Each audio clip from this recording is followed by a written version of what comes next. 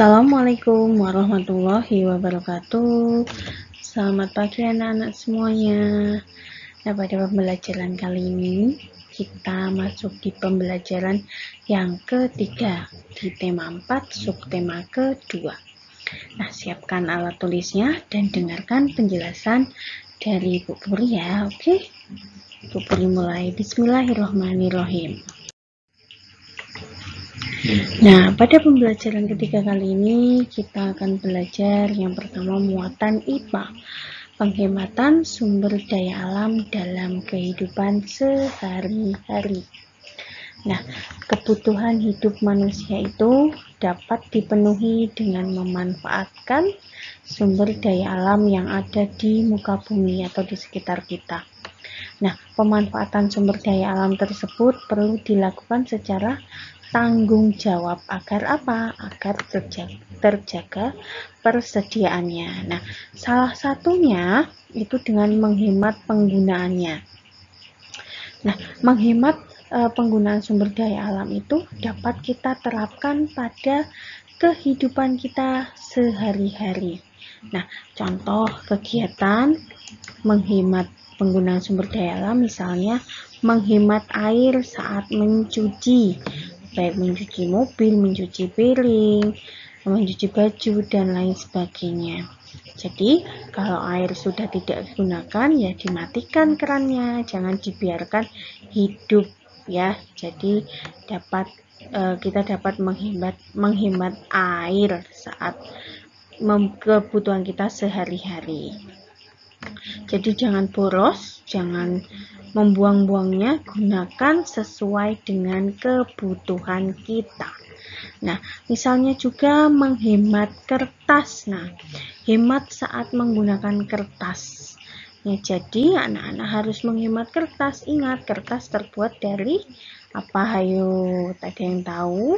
Nah, dari pohon ya. Kalau semakin kamu membuang-buang kertas, nah semakin juga pohon yang akan ditebang. Jadi nanti hutannya gundul ya. Maka sebab itu anak-anak harus menghemat. Nulis di bukunya itu ya jangan di lengkah-lengkah, nulisnya di halaman 1 nanti nulis lagi di belakang, nah yang tengah-tengah kosong, atau kertas yang buku masih bagus disobekin, dibikin pesawat-pesawat atau dibuang-buang. Nah jangan ya, gunakan sehemat mungkin, dimanfaatkan sebaik mungkin ya.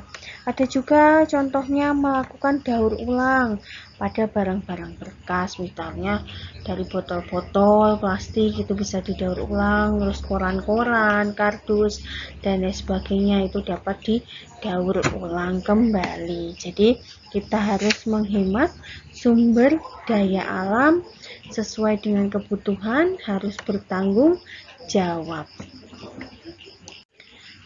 Nah, tugas IPA, dengarkan ya tugasnya.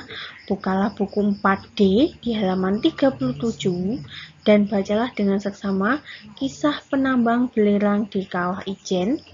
Lalu kalian kerjakan latihan di halaman 38 yang membuat daftar pertanyaan itu nomor 1 dan sampai nomor 5. Terus bawahnya kerjakan juga room B nomor 1 sampai 5. Kerjakan di buku paket ya. Nah, pembelajaran ketiga yaitu muatan bahasa Indonesia, menentukan pesan moral dari suatu cerita. Ada yang tahu pesan moral itu apa? Nah, pesan moral itu adalah amanat atau ajakan untuk berbuat baik. Jadi, pesan moral itu amanat atau ajakan untuk berbuat baik. Nah, pesan moral juga dapat menjadikan tolak ukur seseorang sebagai alat introspeksi diri setelah membaca suatu karya sastra, baik karya sastra modern maupun karya sastra tradisional. Nah, cara mengetahui pesan moral yang tersirat dalam suatu cerita, yang pertama kalian harus membaca cerita dengan cermat. Yang kedua, mencari peristiwa dan kalimat yang mengandung saran, nasihat, pesan, atau anjuran. Yang ketiga, kalian membuat kalimat kesimpulan dari peristiwa atau kalimat yang mengandung saran, nasihat, pesan, atau anjuran dengan bahasa sendiri.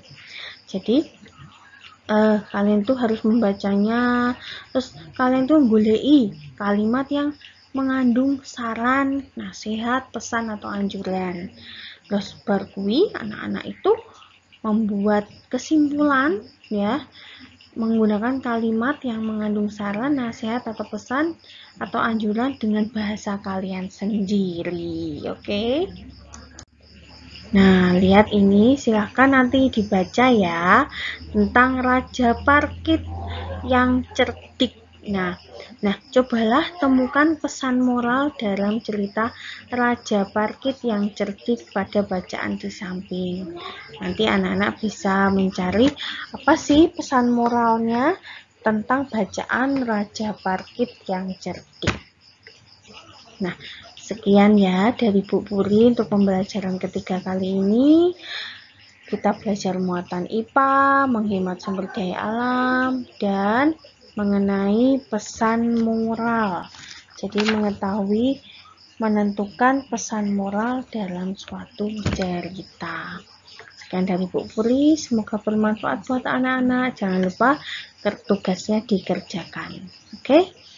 Bu Puri akhiri. Wassalamualaikum warahmatullahi wabarakatuh.